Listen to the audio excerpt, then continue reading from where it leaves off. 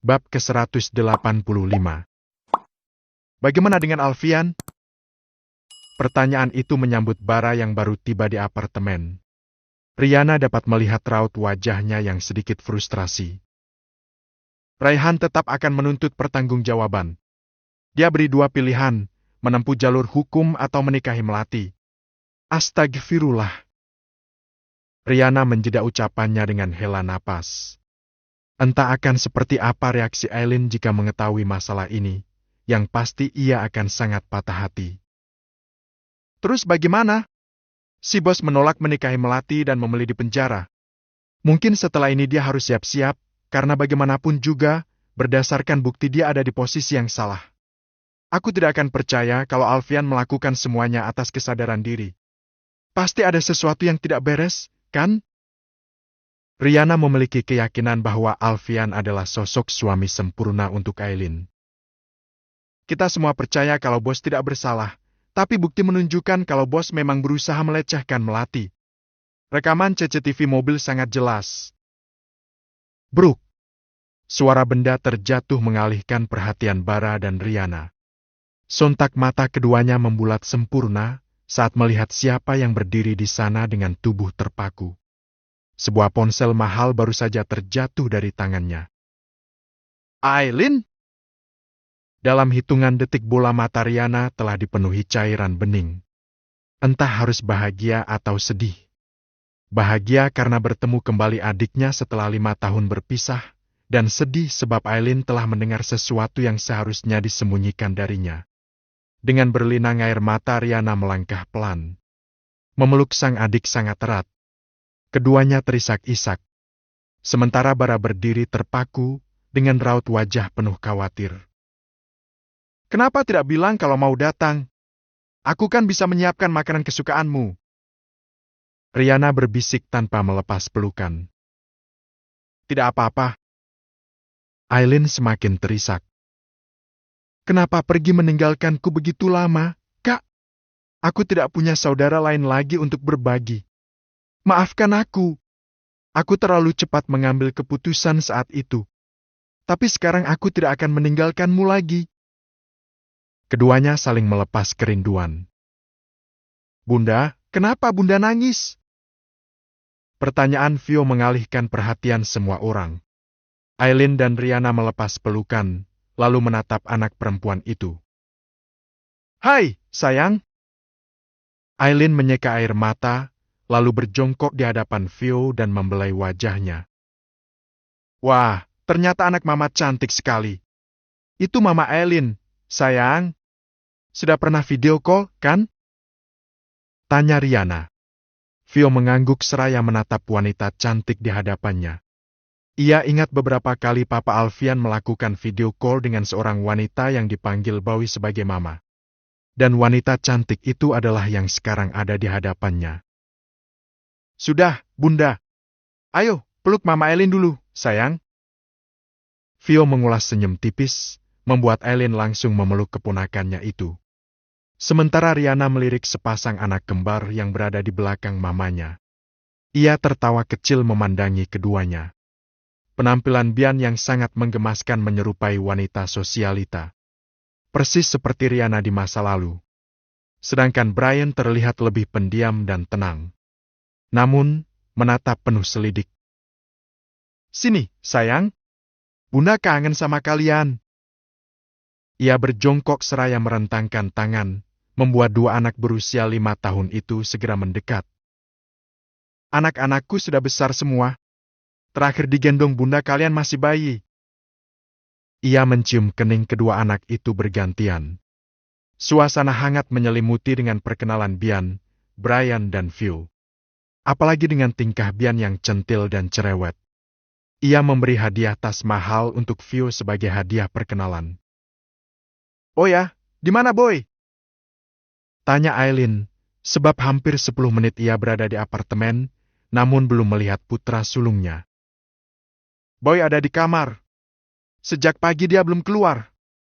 Mungkin masih syok dengan kejadian semalam. Aileen tahu seperti apa Boy.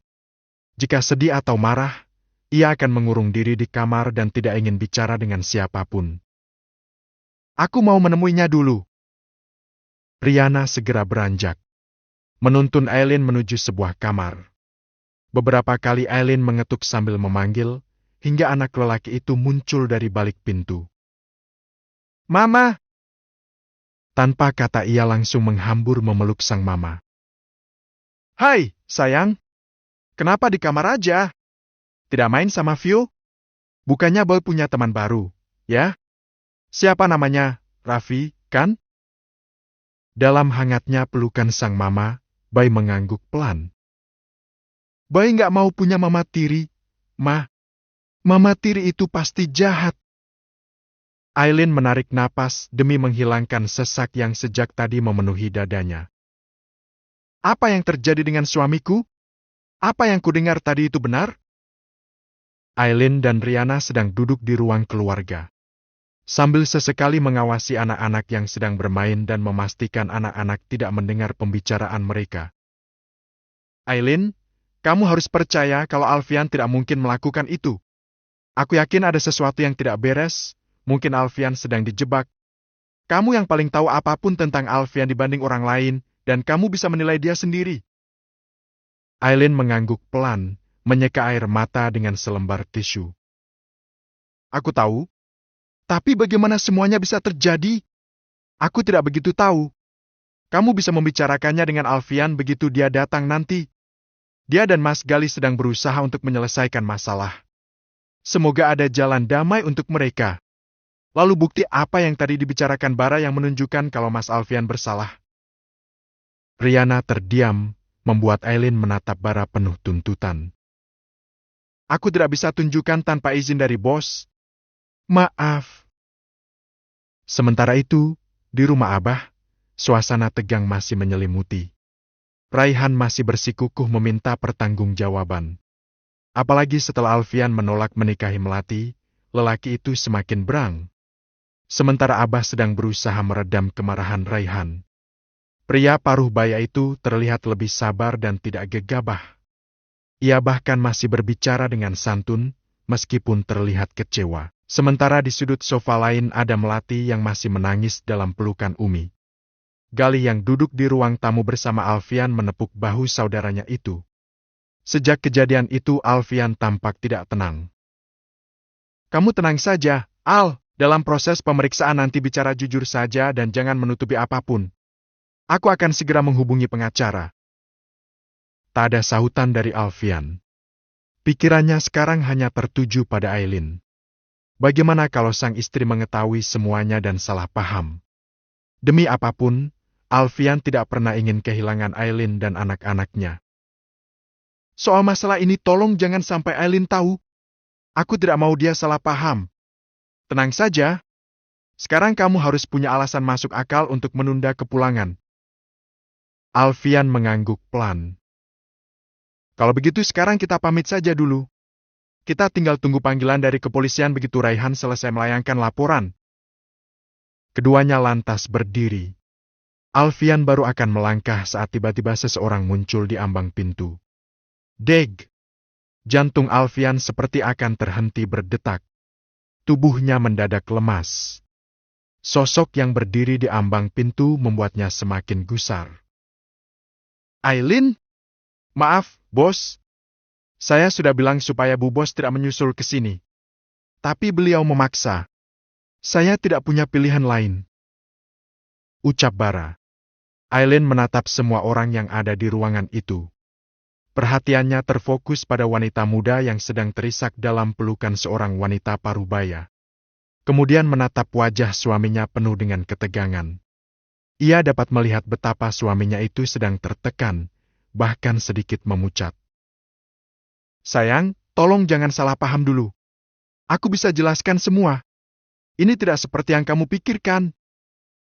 Jika Alfian pikir Aileen akan marah dan kecewa, maka salah besar. Karena wanita itu malah tersenyum, mendekat dan langsung memeluk suaminya. Aku percaya sama kamu, Mas.